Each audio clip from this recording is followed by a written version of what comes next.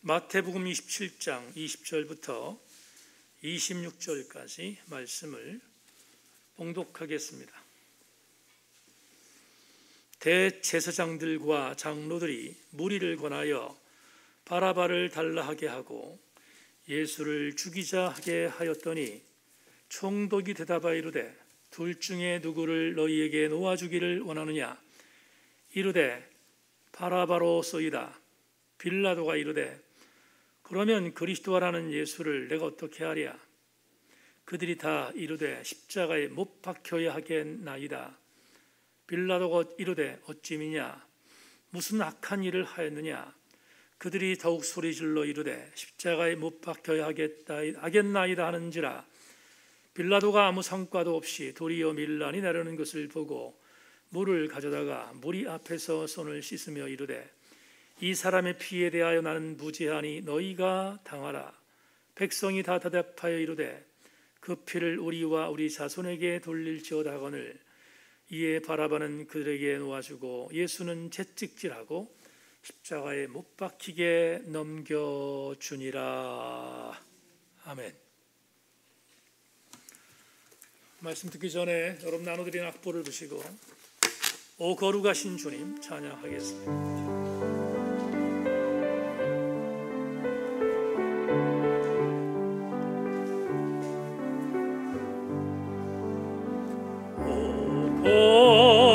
거룩하신 주님 그 상하신 몸 멸시와 욕가 시간 쓰셨네. 주님이다 하신 고난 이제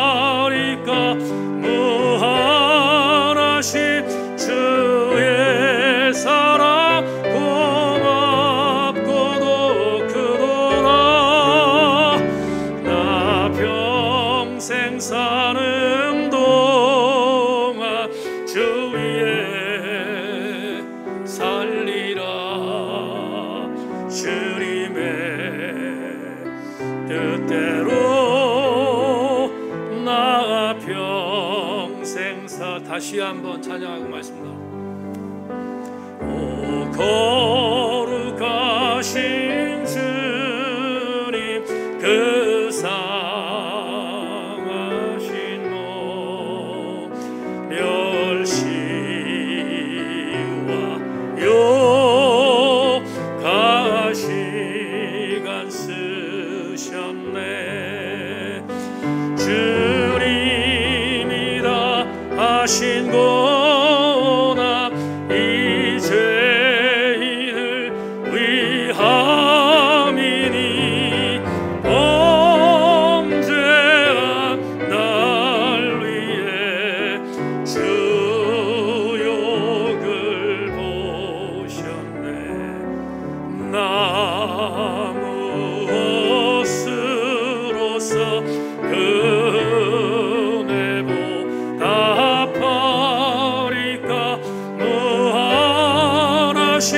주의 사랑 고맙고도 그도다. 나 평생 사는 동안에 주 위에 살리라.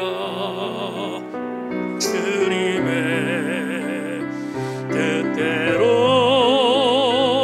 나 평생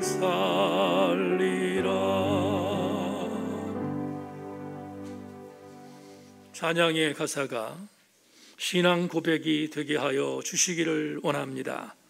오늘 종료주일 말씀이 우리의 심령에 새겨지면 이 찬양의 가사가 더 깊은 우리들의 신앙 고백으로 자리매김하게 하여 주시옵소서.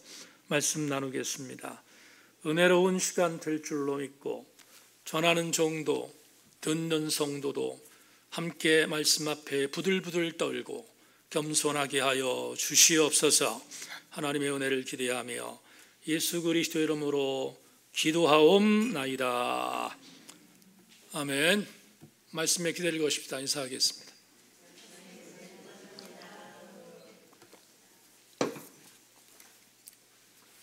설교를 하기 전에 여러분들의 오늘 가져가실 연차 총회의 이 책 안에는 우리 교회의 성도들의 개인정보가 들어있습니다. 어떤 일이 있어도 외부에 유출되지 않도록 최선을 다해 주시기를 부탁하고, 우리 교회 이외에 다른 사람들이 이 연차 총회록을 보지 않도록 여러분들이 최선을 다해서 조심해 주시기를 부탁하고, 다시 한번 유출되지 않도록 각별히 유념해 주실 수 있기를 부탁드립니다. 여러분과 함께 오늘 종려주일 살펴볼 말씀의 제목은 도대체 왜? 라는 제목을 갖고 말씀의 은혜를 나누겠습니다.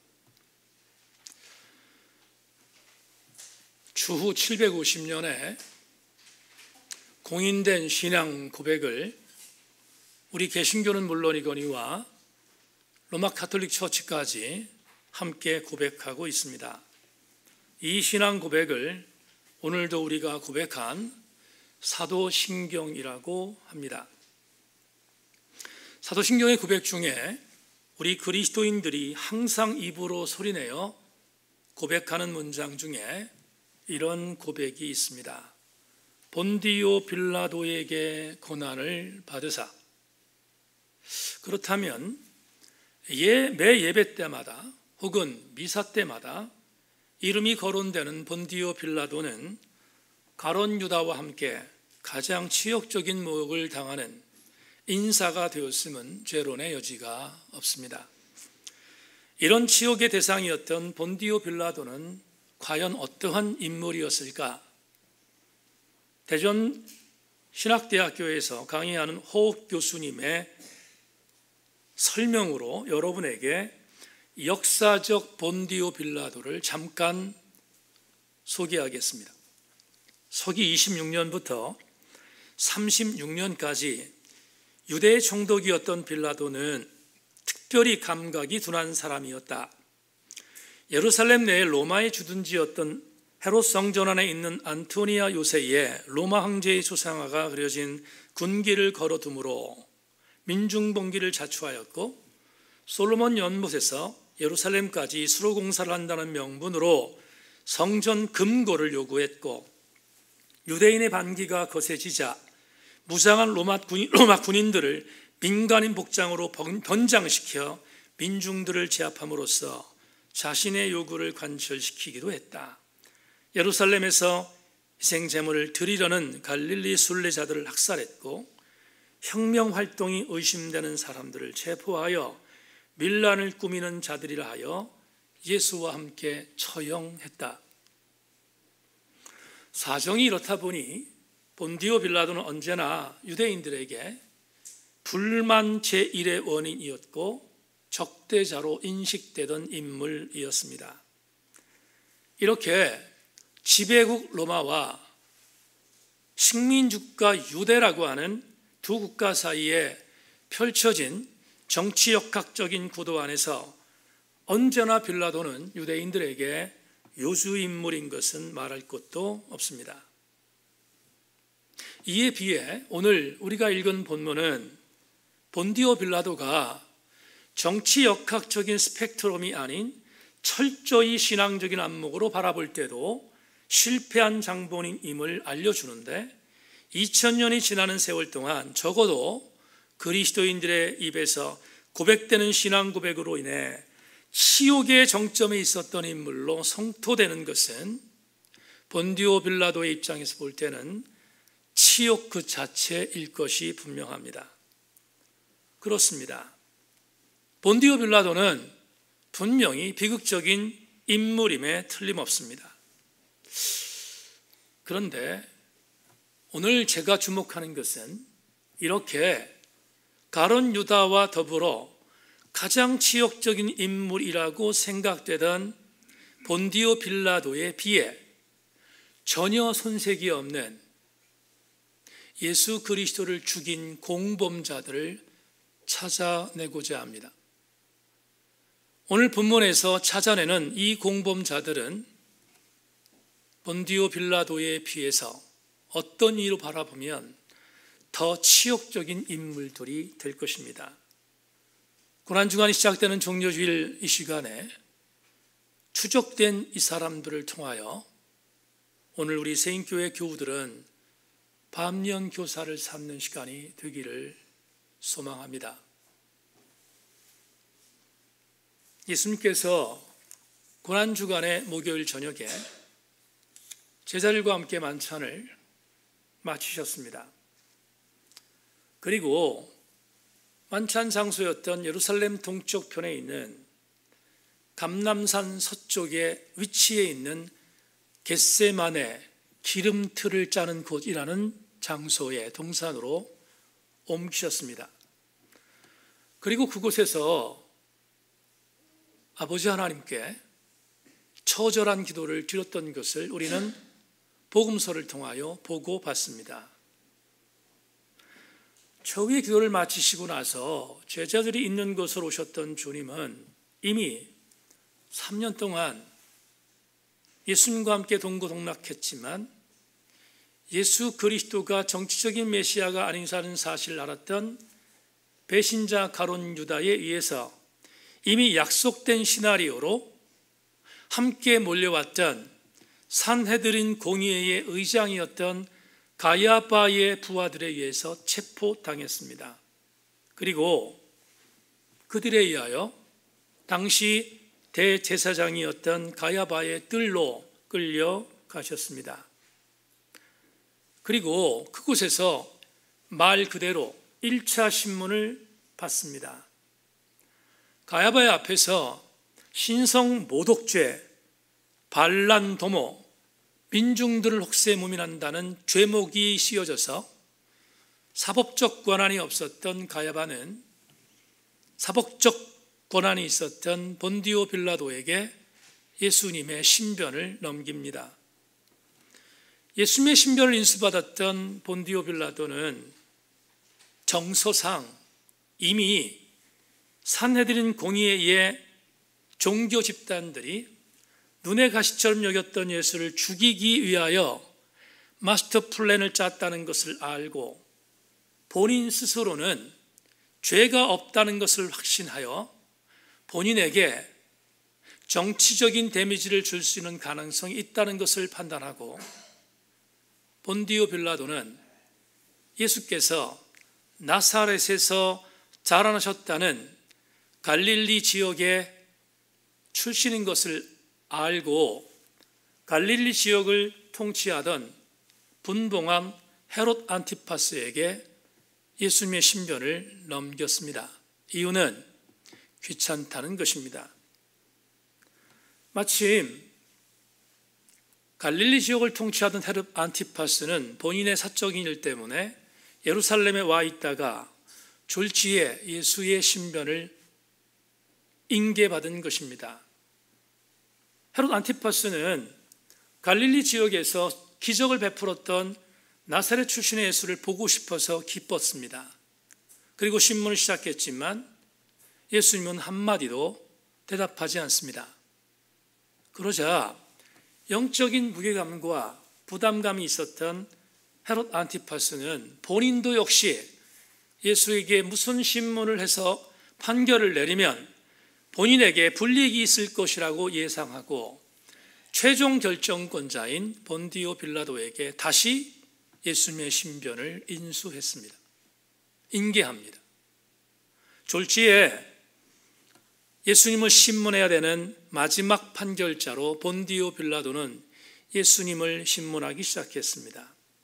주목할 것은 그 현장에 산헤드린 공의회의 제사장이었던 가야바를 비롯하여 당시 예수를 죽이기 위하여 이미 계획을 짰던 산헤드린 공의회 일체의 사람들과 오늘 본문에 기록되어 있는 산헤드린 공의회를 따라다니던 일련의 무리들에 의하여 휩싸여 신문이 시작됐기에 예수님 신문의 여론은 이미 결정난 정도로 유대의 요청에 압도되었습니다. 이것을 너무 잘 알고 있었던 정치가 본디오 빌라도는 예수님을 신문했습니다. 예수님을 신문한 예수님이 죄가 없다는 것을 알았습니다. 뿐만 아니라 오늘 본문에 다 읽지는 않았지만 본문 직전 절에서 꿈에 자기 아내가 나사렛 예수라는 사람 때문에 적지 않은 고통을 당했다는 것을 알고 그에게 신변에 어떠한 언도를 내리지 말라고 했던 아내의 권고도 있었기에 신문 내리기가 불편했지만 여론에 압도된 본디오 빌라도는 군중들에게 묻습니다. 관례에 따라서 6월절 절기였던 이때 정치적인 범죄자 한 명을 내주는 것이 관례였기에 민중들에게 묻습니다. 내가 너희들에게 어떻게 할 것인가를 묻습니다. 그 내용을 자세히 본문 20절부터 23절에서 이렇게 소개하고 있습니다. 대제사장들과 장로들이 무리를 권하여 바라바를 달라 하게 하고 예수를 죽이자 하게 하였더니 총독이 대답하여 이르되 둘 중에 누구를 너희에게 놓아 주기를 원하느냐 이르되 바라바로소이다. 빌라도가 이르되 그러면 그리스도라 하는 예수를 내가 어떻게 하랴? 그들이 다 이르되 십자가에 못 박혀야 하겠나이다. 빌라도가 이르되 어찌미냐 무슨 악한 일을 하였느냐? 그들이 더욱 소리질러 이르되 십자가에 못 박혀야 하겠나이다 하는지라. 6월절 절기에 예수님을 신문할 때 정치범이었던 바라바와 예수님 둘 중에 한 명을 석방하기로 본디오 빌라도는 마음먹었습니다. 마음속에 백성들이 예수를 지정해 줄 것을 아마 생각했을 것입니다.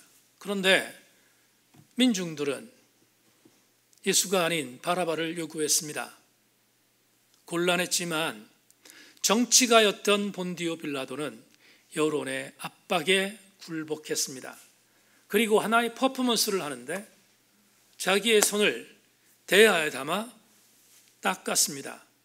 이 퍼포먼스는 나는 이 판결에 대하여 죄가 없다는 퍼포먼스였습니다. 만에 하나 이 판결이 잘못됐다면 요구하는 너희들이 죄가 있다는 것을 선언한 상징의 예식이었습니다. 결국 바라바를 내주고 예수를 십자가에 못 박으라고 언도한 것이 본디오 빌라도의 세 번째 제3차 신문의 결론입니다. 여기까지가 오늘 여러분과 함께 나눈 본문의 텍스트에 대한 부연 설명입니다. 이제 우리는 설교에서도 말씀드린 것처럼 본디오 빌라도의 악한 행실과 더불어 거기에 못지않게 아니면 더하면 더했지 덜하지 않은 예수를 죽인 공범자들을 밝히겠습니다.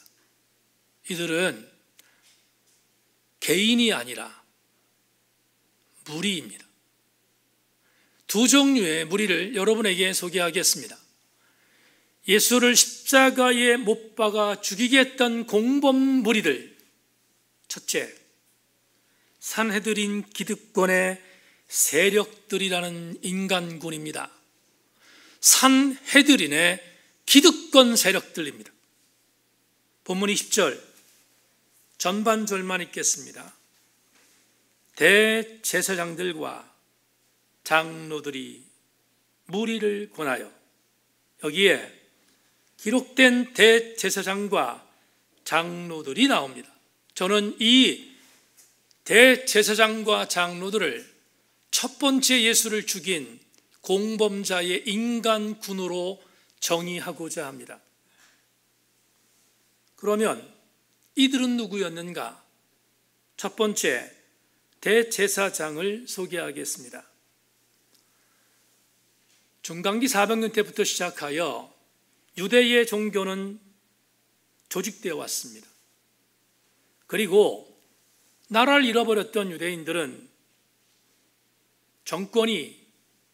정치의 주권을 갖고 있지 않은 유대인들이 살아남을 수 있는 방법을 종교적 공동체로 유지하는 것임을 알았습니다. 그래서 유대인들은 주권은 없지만 우리의 선조였던 하나님 백성들이 이끌어왔던 신앙적 공동체를 만들기 위하여 그 신앙적 공동체를 이끌 종교의 의결기관 하나를 만들었습니다. 그 기관을 우리는 산헤드린 공의회라고 말합니다. 이 산헤드린 공의회는 유대교의 예루살렘의 최고 의결기관이었고 뿐만 아니라 이곳에서 종교적인 재판까지 이루어지는 무소불위의 권력 집단이었습니다. 총 71명으로 이루어져 있는데 대제사장 1명, 그리고 백성 중에 지도급에 있는 종교인들과 장로들, 이 장로들은 원로들입니다. 그리고 율법학자, 산헤드린 공의회의 분포도는 바리새파와 사두개파가 동수로 이들 중에 선정되어 71명이 구성된 것입니다.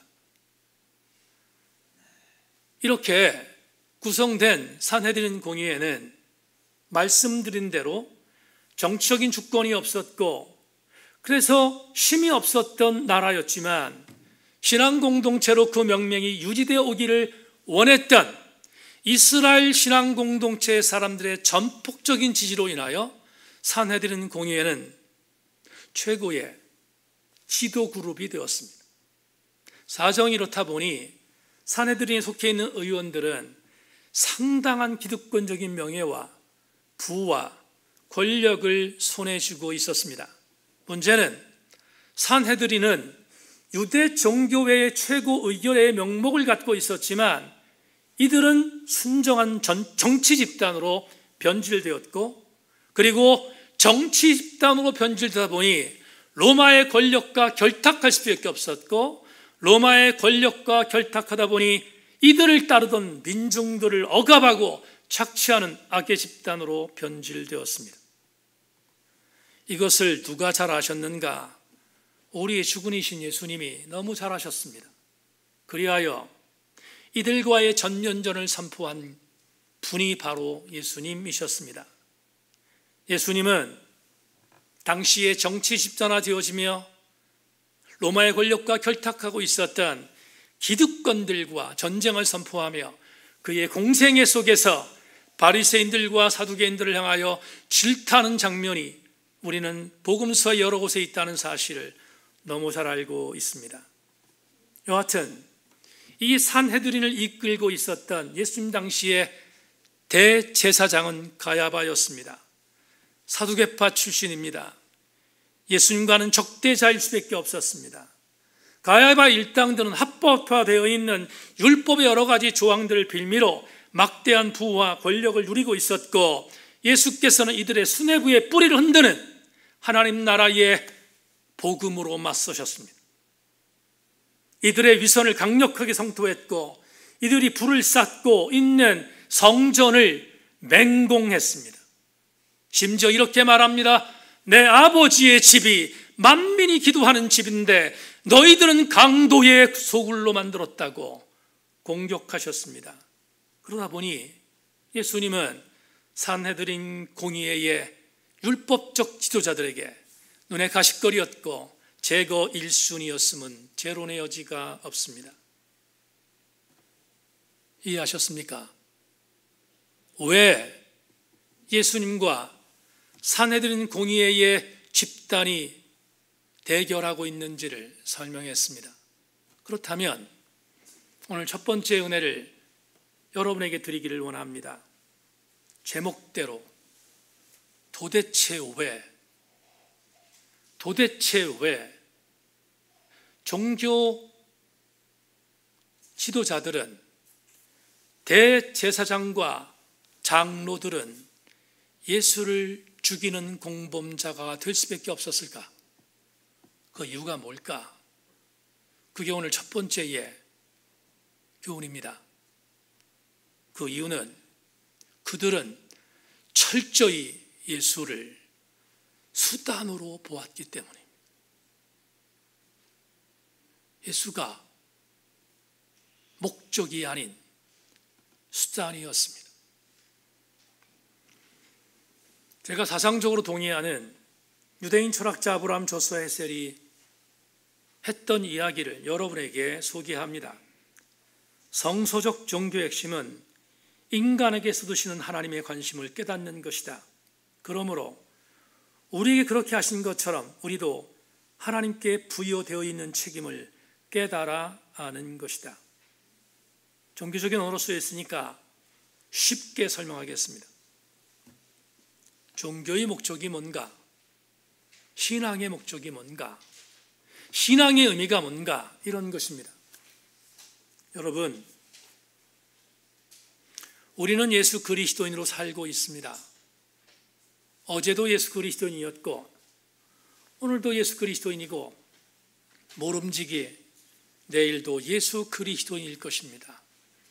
왜 우리는 예수 그리스도인의 정체성을 갖고 신앙의 여정을 포기하지 않습니까? 이런 것입니다. 여러분 가슴에 손을 대보십시오. 그리고 깊이 한번 성찰해 보십시다. 내가 믿는 하나님께서 나를 사랑할 만한 자격이 있다고 나는 그렇게 생각합니까?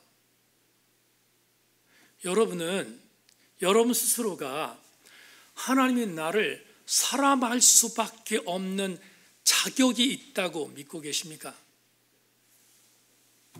착각하면 안 됩니다. 우린 자격이 없습니다. 자격이 있는 것은 고사하고 하나님 앞에 머리를 둘 수 없는 존재들입니다. 그런데 우리는 이 은혜를 받았습니다. 어떤 은혜입니까? 도무지 자격이 없는 나인데, 도무지 하나님의 은혜를 받을 만한 자격이 없는 나인데 하나님이 나를 포기하지 않고 하나님께서 나에게 지속적으로 은혜를 주신 것을 공급받고 있는 존재입니다. 이런 수수께끼가 어디 있습니까? 나는 자격이 없는데, 나는 그럴 만한 위치도 없는, 위치에 있는 사람도 아닌데 하나님께서 나를 포기하지 않고 사랑하고 계신다는 거예요. 여러분, 그걸 내가 깨달은 게 아니에요. 하나님께서 어느 날 나에게 그걸 깨닫게 하셨어요. 깨닫게 하셨기에 그 은혜를 받은 것으로 인하여 나는 신앙의 여정을 포기하지 않는 것이잖아요. 아브라함 조스 헤셀이 이렇게 말합니다. 성서적 종교의 핵심은 인간에게 쏟으시는 하나님의 관심을 깨닫는 것이다. 그러면서 한 가지를 더 요구합니다. 하나님 나를 그렇게 사랑하셨다면 종교의 핵심은, 신앙의 요소는 나도 주님을 깨닫는 것이어야 한다는 것. 그런데 이 신앙의 여정 안에 서려면 한 가지가 전제해야 합니다. 우리의 언어로 바꾸겠습니다. 그런 신앙 여정에서 포기하지 않는 자는 나의 주군이신 예수님이 내가 성공하고 내가 출세하고 내가 잘 되는 것의 수단이 아닌 목적인 것을 믿는 사람들입니다. 예수 그리스도는 어떤 일이 있어도 나의 수단이 되어서는 안 됩니다. 나의 목적이 되어야 합니다. 월터 브루그만이라는 구약신학자가 예수님 당시에 산헤드린 공의회의 진원지였고 본거지였던 강도의 굴혈로 전락시켰던 헤롯 성전을 3가지로 정의하여 질타합니다. 월초 브루그만은 헤롯 성전, 산헤드린 공의회가 하나님을 수단으로 삼고 그들의 부와 권력과 그리고 그들이 갖고 있었던 세속적인 것들을 추구하는 수단으로 삼았던 성전을 세 가지로 정의했습니다. 첫째, 성전은 경제적 착취의 중심지였다. 둘째, 성전은 정치 권력의 중심지였다. 셋째, 성전은 지배 이데올로기의 중심이었다. 그러니 성전을 이용하여 부를 축적했고, 성전을 이용하여 권력을 축적했고, 성전을 이용하여 본인의 사상을 주입시켰습니다. 공통분모가 보입니다. 산헤드린 공의회의 율법학자들, 대제사장들, 장로들, 그리고 거기에 있었던 종교 지도자들 전체는 그들이 입으로 고백하는 하나님을 목적으로 삼지 않고 수단으로 삼은 것입니다. 그러기에 주님은 성전 자체를 허물라고 말한 것입니다.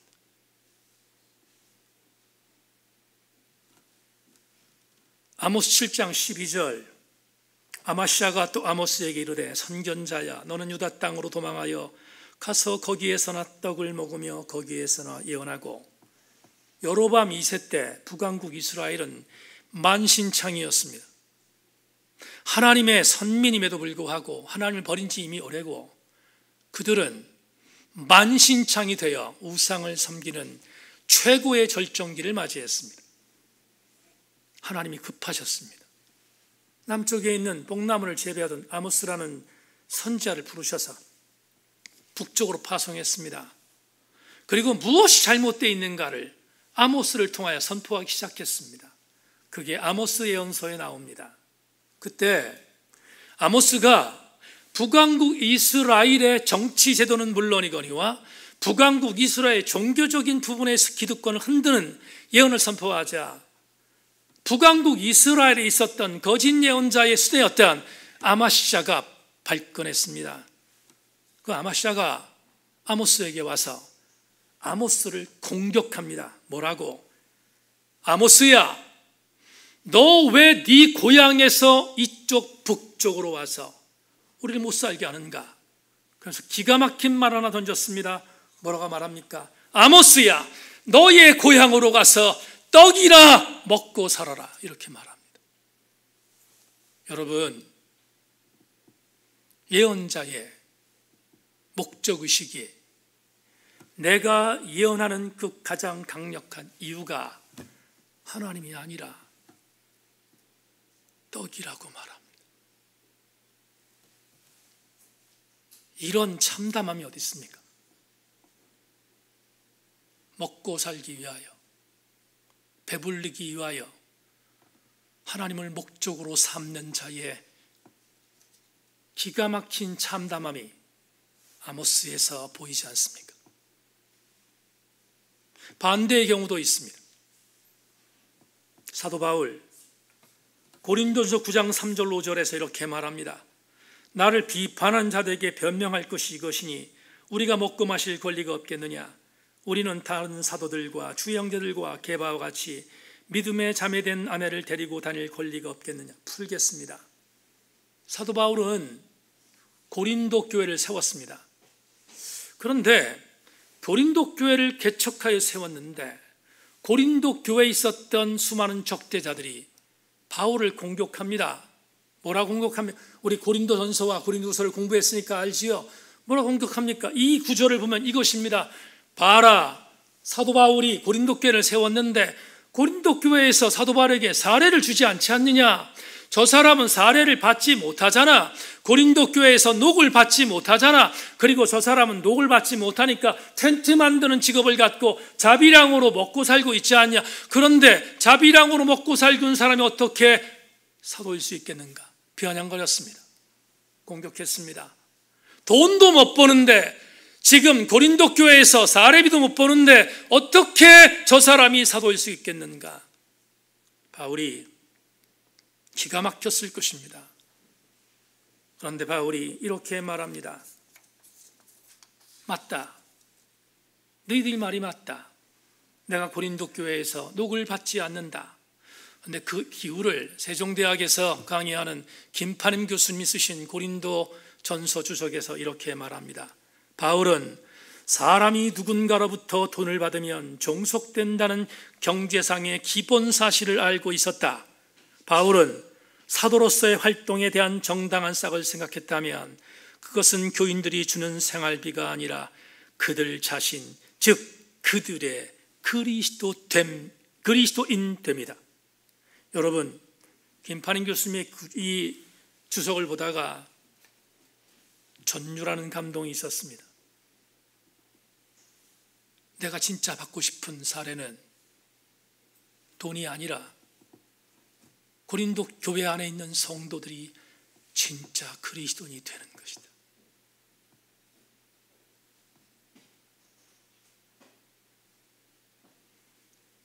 바울이 어떻게 이렇게 위대한 하나님의 사람이 되었을까? 답은 하나입니다. 바울은 예수가 수단이 아니라 목적이었기 때문에. 세인교회 지체들이요, 여러분 예수님이 수단입니까? 목적입니까? 두 번째, 마지막으로 오늘 본문 또 하나의 예수님을 죽였던 인간군 공범들을 추적하겠습니다. 20절 다시 보겠습니다. 대제사장들과 장로들이 무리를 권하여 바라바를 달라 하게 하고 예수를 죽이자 하게 하였더니 또 다른 인간군이 나옵니다. 무리입니다. 무리. 이 무리가 누군가? 예루살렘에서 예수님을 십자가에 못 박으라고 외치던 사람들입니다. 이들이 누구일까? 대제사장들과 그리고 장로들이 시킨 대로 행했던 사람들입니다. 그래서 마태복음의 저자인 마태는 이들의 이름을 이렇게 썼습니다. 무리, 없을 무에 이치자입니다. 이치가 없는 사람들입니다. 전혀 진리가 무엇인지를 관심 두고 있지 않는 자가 무리입니다. 그러기에 이들은 본질과 진리를 눈감고 있었기에 시키는 대로 했습니다. 바라바를 방면시키고 예수를 죽이라고 외치라고 제사장이 말하고 장로들이 말하는 것을 곧이곧대로 순종했습니다. 이들은 이렇게 무지몽매한 자들이기에 무리라고 쓰인 것입니다.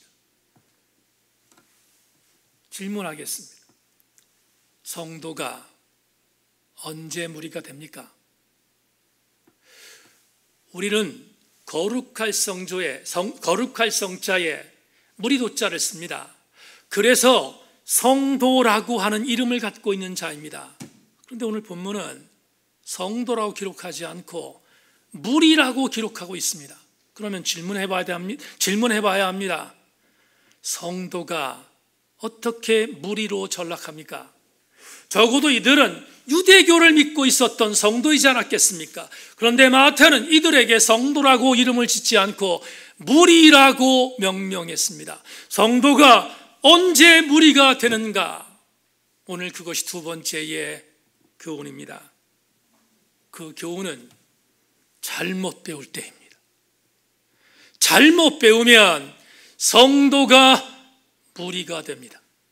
여러분에게 추적하겠습니다.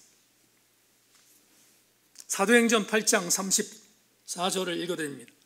대답하되 기도해 주는 사람이 없으니 어찌 깨달을 수 있느냐 하고 빌립을 청하여 수레에 올라 같이 앉으라 하니라.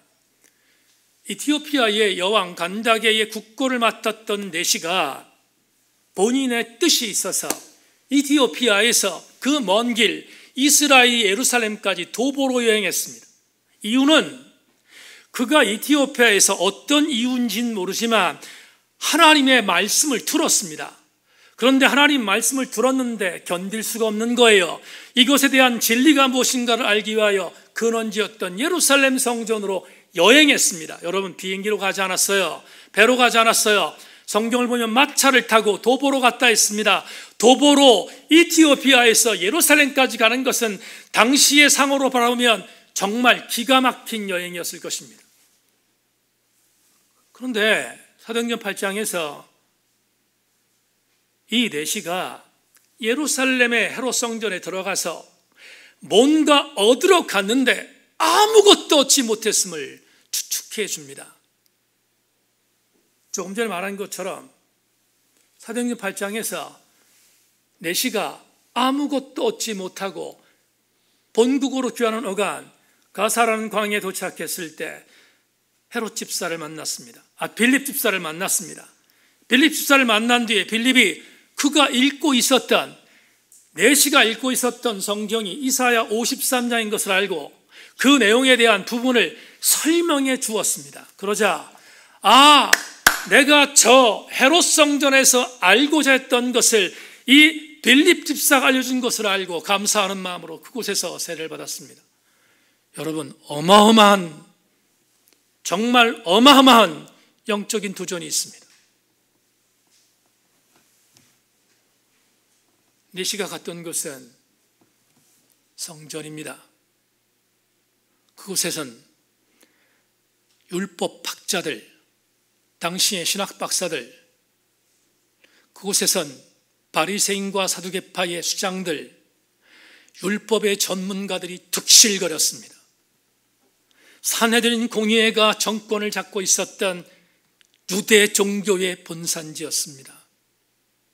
그곳에 가서 이사야 53장을 뒤밀고 이게 무엇인지를 알려달라고 했지만 단 한 명의 사람도 알려주지 못했습니다. 이유는 산헤드린 공의회의 집단들은 이미 하나님에 대하여 전혀 관심이 없었기 때문입니다.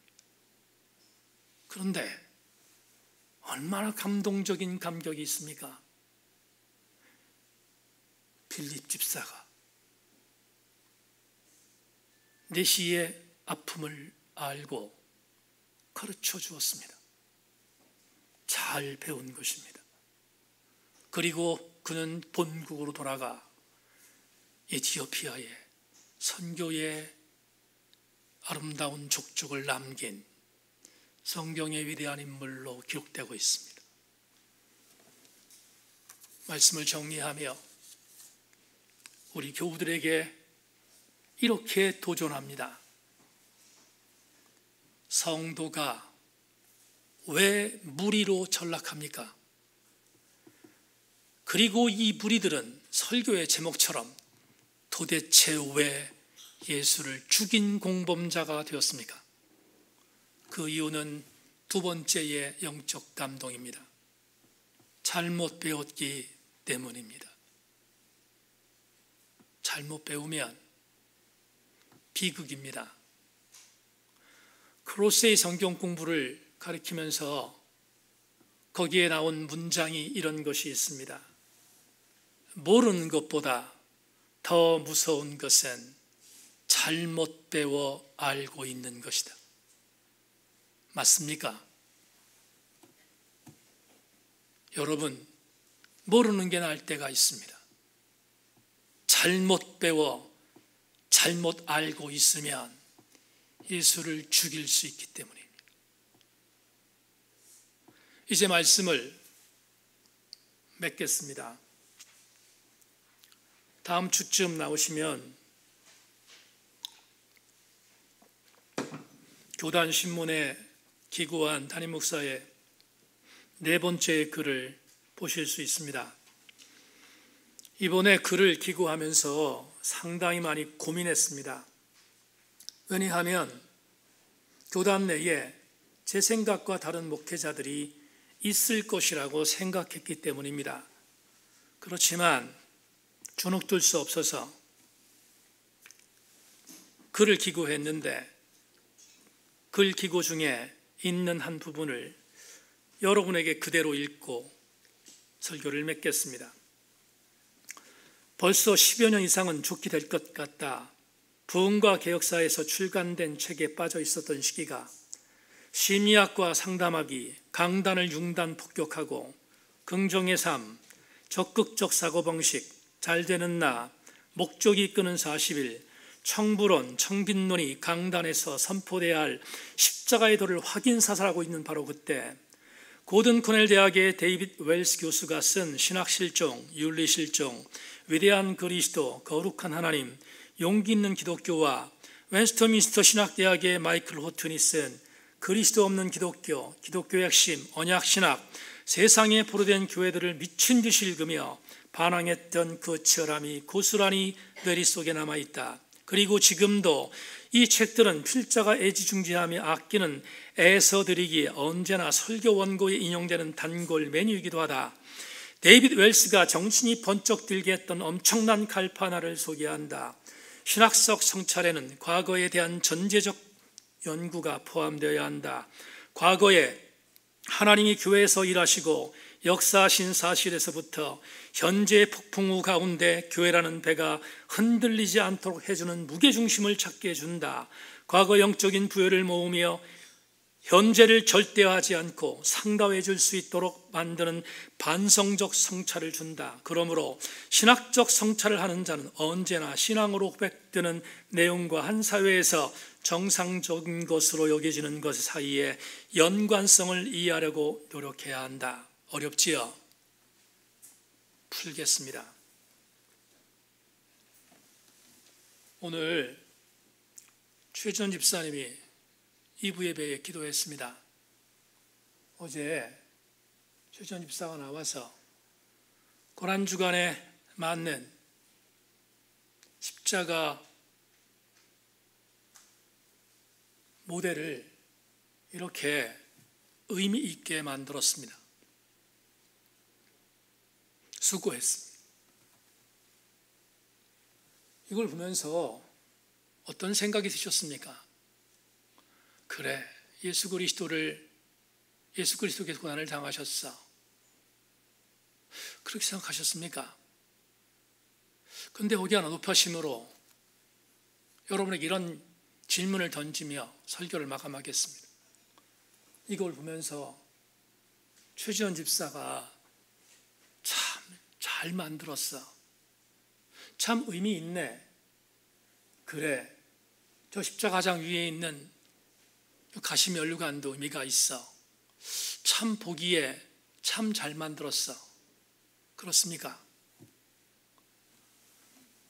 그러면 여러분은 잘못 배운 것입니다. 우리는 가시면류관을 쓰고 있는 십자가에 천착해서는 안 됩니다. 정말 우리가 최선을 다하여 목숨 걸어 하는 것은 십자가가 아니라 십자가에 달린 예수 그리스도이십니다. 우리 교회가 수천 명이 모이고 우리 교회가 예산이 수억이 넘고 나는 이런 교회를 섬겼어. 나는 이런 교회 목사야 라고 자랑하는 교회가 있다면 조심해야 합니다. 정말로 우리가 자랑해야 할 것은 우리 교회는 매일마다 강단에서 예수 그리스도의 보혈의 선혈의 피가 뚝뚝뚝 떨어지고 나는 그 피를 내 혈관에 주입시켜 이 21세기의 팬데믹의 상황 속에서 신앙 지키기가 너무 어려운 이 상황 속에서 나는 예수 그리스도인으로 살아가는 무기를 공급받고 있다는 것을 자랑하는 교회가 우리 교회이어야 하지 않겠습니까? 세인교회는 예수 그리스도께서 수단입니까? 목적입니까? 여러분은 십자가에 달린 예수 그리스도를 믿고 계십니까? 십자가에 열광하고 있습니까? 잘못 배웠다면 다시 잘 배워 우리 함께 예수 그리스도가 살아 움직이는 아름다운 교회로 만들어 가야 되지 않겠습니까?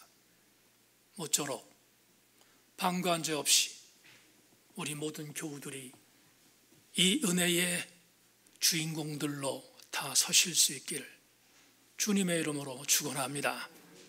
하나님 감사합니다. 오늘 말씀의 은혜를 함께 나누었습니다. 십자가에 달리신 예수 그리스도가 수단되지 않게 하시고 목적되게 하시며 잘못 알았다면 다시 잘 알아 예수 그리스도인으로 살기에 부족함이 없도록 우리를 다자비하여 주시옵소서. 예수 그리스도의 이름으로 기도 올리옵나이다. 아멘. 찬송가 156장 여러분들이 많이 부르지 않은 찬양이라서 익숙하지 않겠지만 오늘 종료주일이니까 이 찬양 함께 나누겠습니다.